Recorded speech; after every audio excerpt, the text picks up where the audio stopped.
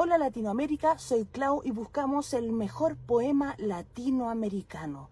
Nos reúne la necesidad de no solamente identificar los grandes poemas escritos en Latinoamérica, sino también desplegar quiénes somos como latinoamericanos, como habitantes del Abya Yala, en esta época convulsionada por precisamente distintos acontecimientos del orden político internacional, colonialista, que han vuelto la mirada hacia quiénes somos como latinoamericanos.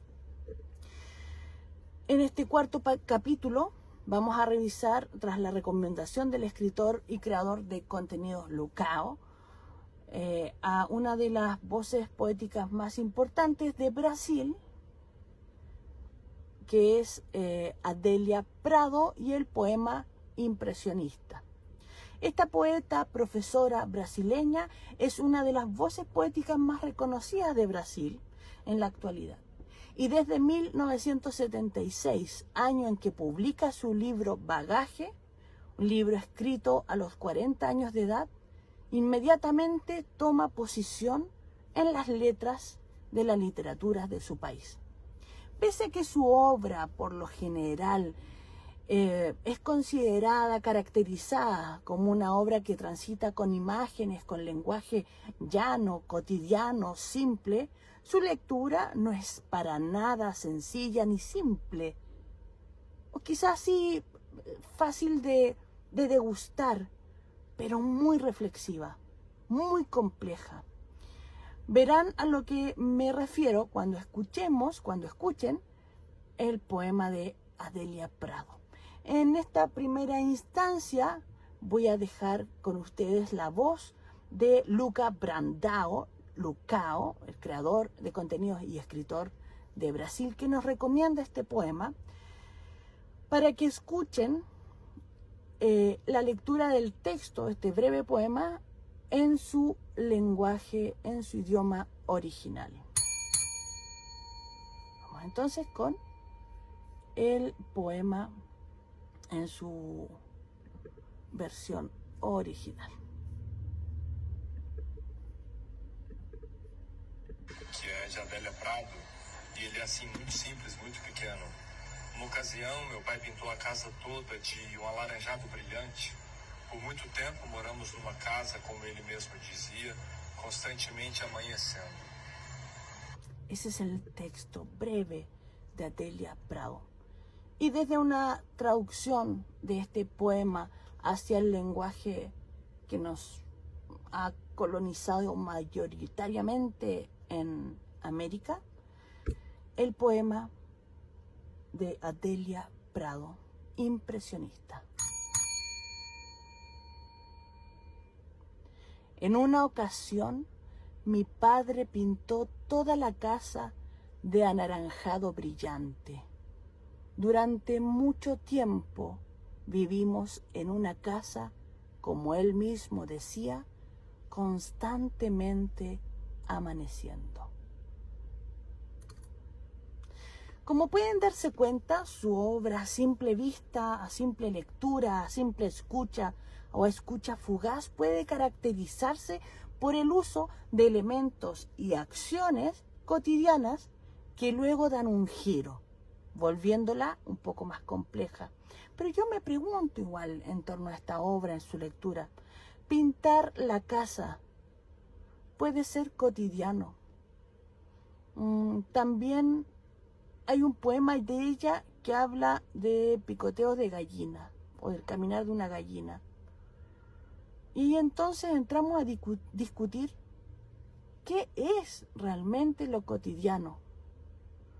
¿Para quién esto o eso puede ser algo cotidiano realmente? ¿Cuál es la apariencia para ella, para ti, para mí de lo cotidiano, de lo habitual, de lo cercano? Porque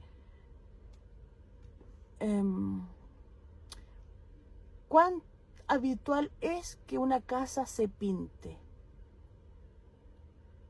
¿Cuán rutinario puede ser que una casa se pinte?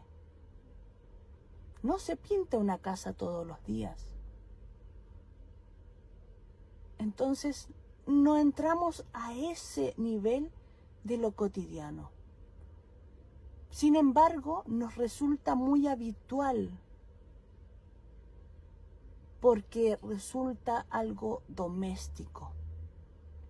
Algo a veces desapercibido es rescatado por la autora en este breve poema.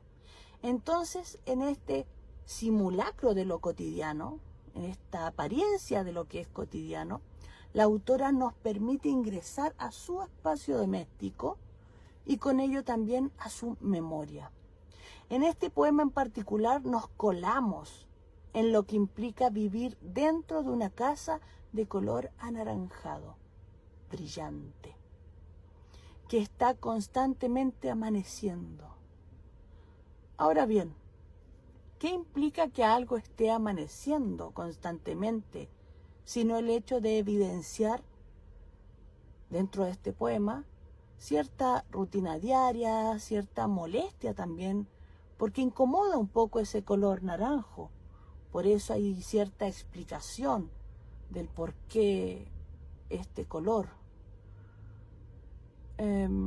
molesta, incomoda, o bien desde otra perspectiva también nos da lugar a que reflexionemos sobre cómo lo patriarcal, porque es el padre quien le dice que amanece todos los días en esa casa, el padre instala un discurso en el que se debe un poco soportar eso incómodo, eso raro, o eso un poco pareciera transgresor, porque el texto hace parecer que pintar una casa toda anaranjada, brillante, es algo que rompe con lo cotidiano, que rompe con lo establecido, que rompe con la normalidad.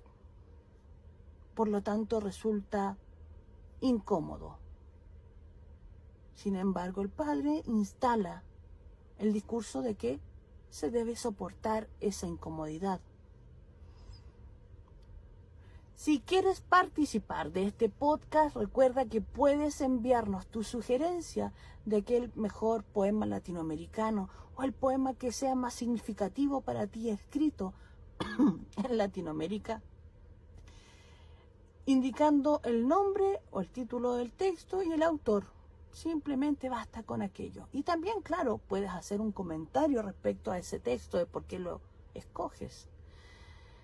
Y lo puedes enviar a través de nuestras redes sociales como @tallerdepoesia.cl o bien @elmejorpoema-latinoamericano. Estamos en Instagram, estamos en TikTok. Entonces también puedes hacerlo a través de formulario web. En el perfil de estas cuentas aparece el link para aquello. Dicho esto, entonces el poema que estaremos leyendo para el próximo capítulo es enviado por Daniela Carreño, quien nos recomienda leer